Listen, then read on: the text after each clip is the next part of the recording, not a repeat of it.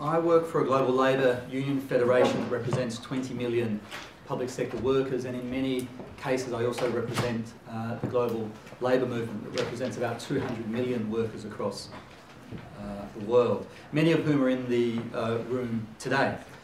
From public sector workers who are in central government, tax collectors perhaps, audit or control workers, journalists, academics, also staff from non-profit organisations, and also our Norwegian affiliates here, Fagforbundet, and many others. And I'm often asked, as I list the workers that the labour movement represents, why is it that workers should be interested in transparency and tax avoidance?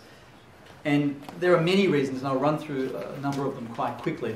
But I'd like to start with a quote. I don't know who said it, but I think about it often. And it said, if you landed on our planet from outer space and you knew nothing about anything, and you wanted to know, or your question was, who had power in our society, one of the quickest ways to find out is to ask who pays tax in this country or in this society and who does not, because it gives you a very quick indication of who has power. And because unions are concerned about who has power, we've no choice but to be concerned about tax and transparency. And if you're concerned about transparency and you're concerned about tax, then I would suggest to you then you need to be fundamentally concerned about who has power, because the two are inextricably linked. And in making this argument, as I will in the next few minutes, I'll also say that this can lead to some uncomfortable conclusions. And I'd encourage you to think about those conclusions over the next few days. And the first is that the crux of this problem is not technical. The crux of this problem is about power.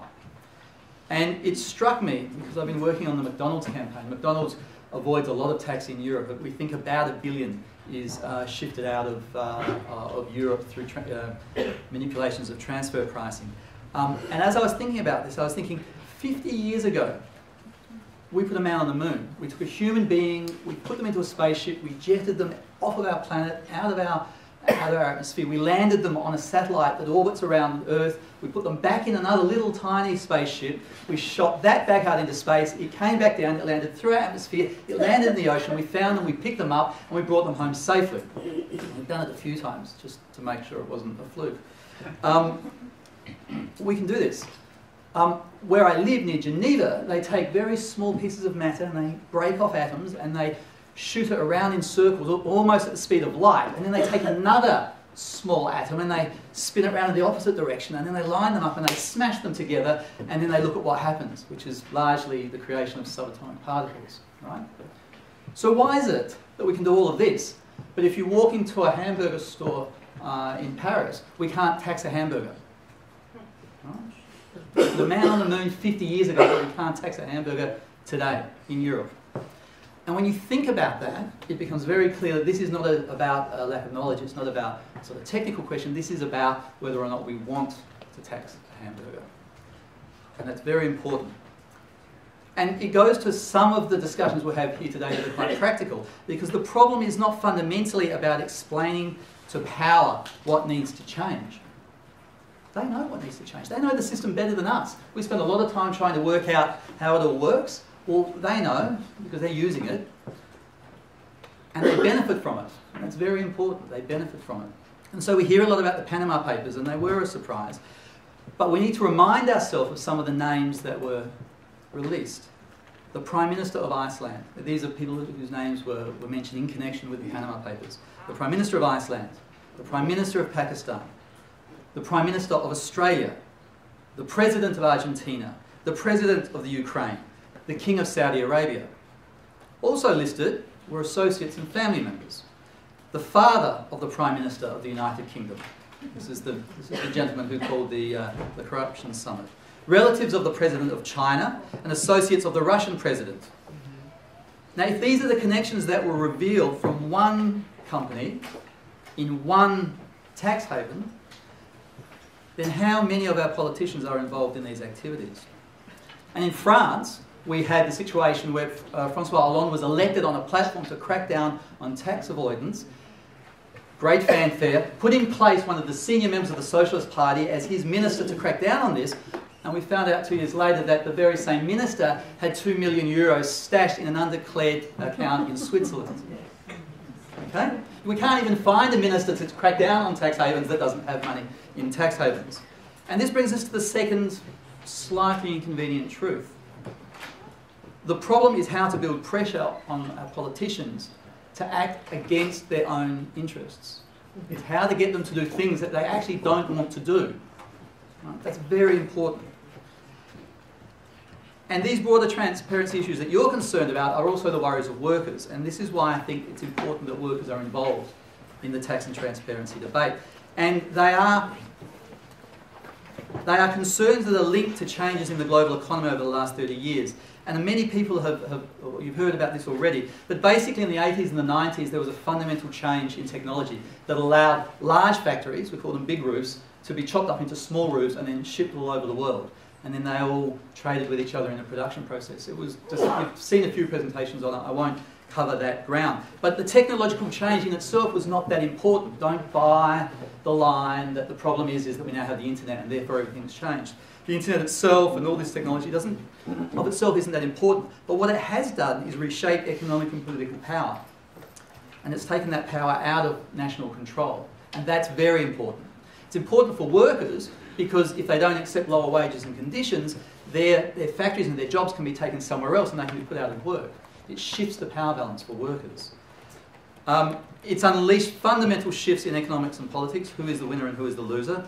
We've seen Trump, we've seen Brexit, Le Pen in France, Brazil, Argentina, the Philippines. This is playing out around us in our political institutions. But it's also, this fragmentation of the production process has also supercharged the opportunities for transfer pricing.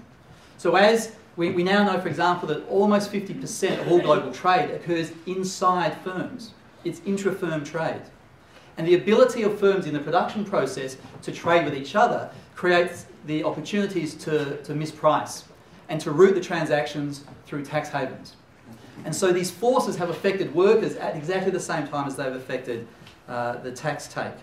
And we've done some research with the Tax Justice Network and Oxfam that tracks the way in which this has taken off in the 80s and 90s through trade agreements, but also the fragmentation of the production process for internal reasons. And what it shows is that the difference, the mismatch between where work is created and where profits are logged, which is essentially stable in the post-war period, starts taking off in the 80s and 90s. So profit starts getting logged in different places to where the work is done in that period. At the same time, the proportion of global GDP that accrued to labour as opposed to capital started plummeting. And just a few years later, inequality starts shooting up as well. And they're all basically connected to the same thing. So that's the context, and that's the reason why those interested in tax evasion and transparency and workers are basically being influenced by the same shifts that have occurred in the global economy. There are a range of very specific reasons why workers should be directly involved. Some of these I will flick through quickly because they've been discussed. The first is inequality is rising, and the ability to tax and transfer, to basically take from the wealthy and give to those who are less wealthy, as a consequence diminishes. The tax burden falls on workers. If you have a certain amount of expenditure that you require for your military or for public services and you're not taxing multinational corporations, the tax burden falls on workers through income tax, but also on consumers, who tend to be workers, or disproportionately burdened by that through consumption tax. And then finally, it undermines the ability of the state to provide public services. And what's not widely known is that public services contribute at least as much and often more to the redistribution of wealth than tax and transfer does. And it's because you can't game universal provision of health. You can game the income tax system, but you don't get sick because you want to rort some health care. So it's highly targeted in the provision of the benefits. The second is austerity and economic growth. Workers suffer from job losses, and at the moment in particular what we're seeing is a strike on investment. A whole bunch of profits that would normally stay in country to be reinvested in the productive process, or at the very least taxed and then reinvested through public services, is actually now sitting offshore. And it's not going to come back anytime soon because it's waiting there for better productive investments. And so what we're seeing is a large part of the problems we're seeing with economic growth is because a whole lot of productive capital isn't being put to productive use. Democracy and the distribution of power is very, very important, and we're getting to the point now where it's concerning that because wealth, or concentrations of wealth, are rising to such massive extent, they're being put to use to fund lobbying, to fund elections, to fund media or influence media, or sometimes just buy the media, and sometimes to create think tanks, and sometimes for outright corruption. And it's this concentration of wealth that is concentrating power. And that power is used to capture the state, and then the capture of the state is used to change the rules in which companies operate, which increases their profits, which increases their power. And we're getting to the point almost where that is reaching the point of no return, and we should all be very, very concerned about that, purely from a democratic perspective. It's been mentioned that, that this lack of creates corruption and steals public money. Whistleblowing is very important. It's estimated 7% of the global workforce will at some point or other in their working lives come across information that they should disclose or feel they should disclose.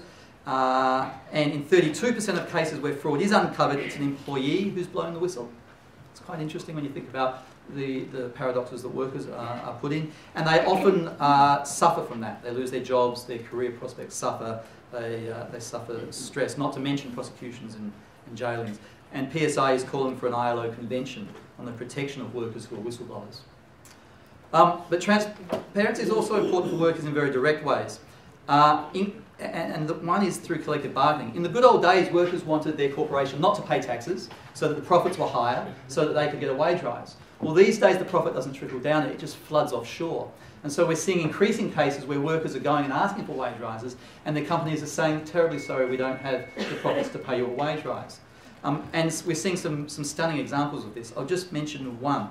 And this is a South African example because you've probably heard about the Marikana mine and the strikes there and the deaths of those workers and unionists. What's less reported is that the Commission of Inquiry found that Lon Min, which was the company that owned it, had been shifting profits out of the country to avoid taxes, about 400 million rand through its British parent company, and the cash was shifted to the well-known tax haven of Bermuda. And the amount shifted was much more than what the workers were demanding in their wages claim. So if that profit shifting had not gone out of the country, it could have paid for the wages that were being asked for by those very, very poor workers. The strike wouldn't have happened, and then the massacre wouldn't have happened. And finally, we see that transparency and workers' interests are connected in quite an interesting way, and it goes to the previous speaker, and that is that companies that shirk their tax responsibilities are also like to shirk their labour responsibilities. And we could tackle that from a question of causality. I won't. What's really interesting is that unions are increasingly realising that as they're trying to get leverage on companies for the purposes of dealing with labour disputes, one of the ways to do that is to investigate their tax affairs. And that this actually is very powerful. McDonald's, who I mentioned, they are now being investigated by the European Union because of a trade union-led campaign of food workers and public sector workers in the United States and in Europe who did the research and forced the European Union to put them on the list of companies that are being investigated. Chevron, it's a global oil company, one of the largest in the world, is very, very bad in terms of their labour practices.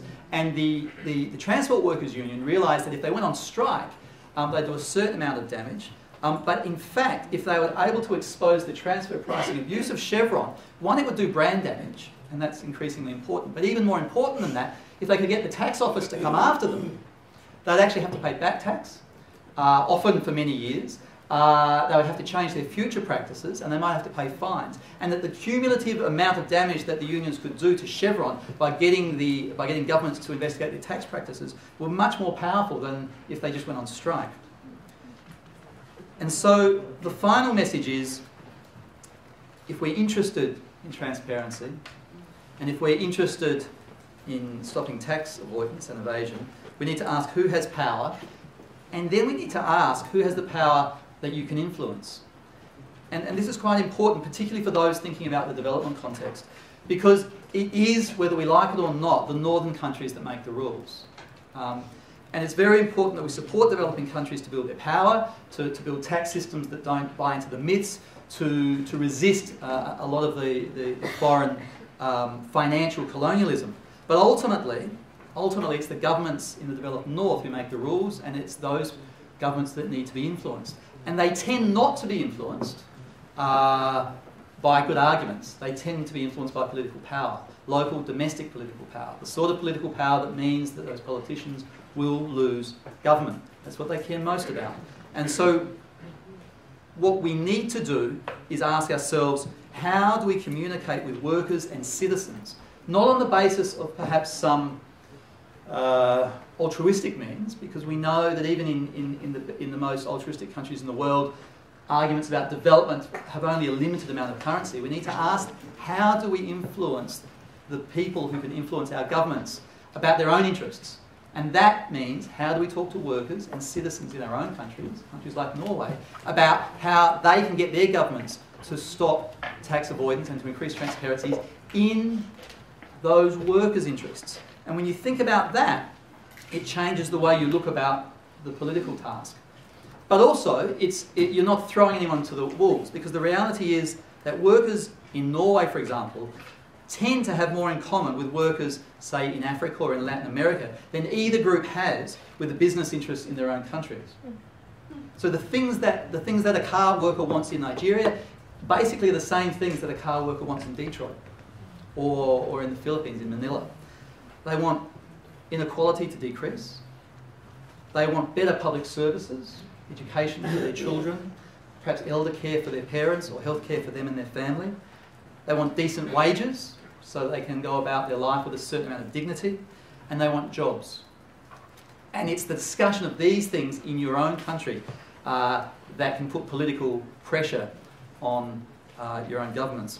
And so my challenge to you today and tomorrow, as we think about this, as we think about the practicalities of going about our business of trying to create change, is the challenge is to ask you to think about how you can explain to workers why they should care. How you can think about explaining to citizens why they should care. Listen to them and what they've got to say, and work with them. Because it's the creation of that domestic political power in each and every country that has the potential to shift the perspective of governments who are made up by politicians who don't actually want to shift. If you just make a neat argument. It's got to be a political argument about why it's in government's interests. And to do that, you have to shift the population, so you have to explain to the population why it's in their interests. And so that's my challenge to you. The technical is important, we need to understand that, and the academics we've had here today have been fascinating. It's absolutely essential we understand the technical work. Without it, we can't make these arguments.